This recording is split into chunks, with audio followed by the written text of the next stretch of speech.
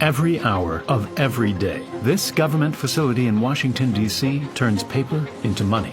In order to keep up with demand, these machines are running 24/7, pumping out more than $500 million into the U.S. economy every day.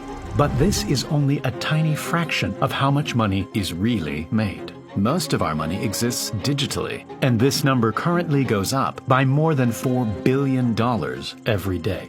But where does all of this money come from? Before it ever reached your bank account, it changed hands countless times, passing through people, governments, and businesses, all after being simply typed into existence on a computer. We modeled the entire thing to show you how money really works, and how it drives the country, inflates prices, and ultimately puts you in debt. But in order to fully understand how we got to this point, we need to go back to a time before money. If a farmer, thousands of years ago, needed a new tool, he'd go to the local tool maker to buy one. The farmer didn't have anything to give him in return, so instead, they both just agreed that he owed him something in the future. Because the tool maker trusted the farmer, his promise of future value was an acceptable form of payment. Sure enough, 2 weeks later, the farmer came back and gave him some food from his farm. To make transactions easier, people started to pay using more commonly used items like cattle, grain, and salt.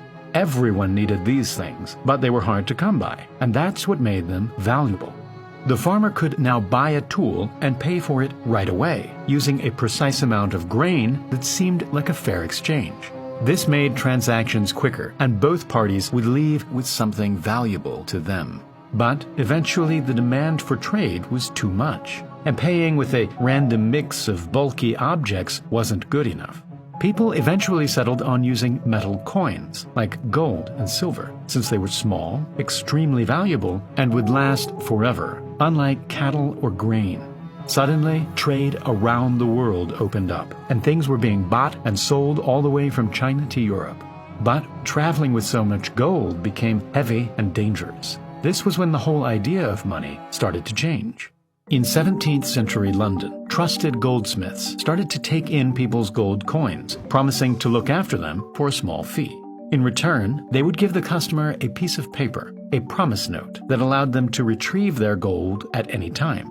The key to this piece of paper was that the customer could go to any goldsmith in any town and claim back that exact amount of gold. The paper itself had no intrinsic value, but it became as good as gold. The notes were so convenient that people started simply exchanging them to buy and sell things. The goldsmiths realized that most people weren't actually coming to retrieve their gold, and so they started loaning out fake promise notes to customers, instant money that had to be paid back with interest, making the goldsmiths a small profit. This was fake money that didn't actually come out of their gold supply. If a goldsmith loaned out 100 coins, they wouldn't become 100 coins poorer. They'd simply write the customer a fake note that was worth 100 coins, which could be spent anywhere. Eventually, the customer would pay back the loan plus the fee, making the goldsmith 105 coins richer. On top of that, the customer would spend their money by paying someone for goods, making them richer. From that single loan, the total money in existence increased by 100 coins, yet no new coins were produced.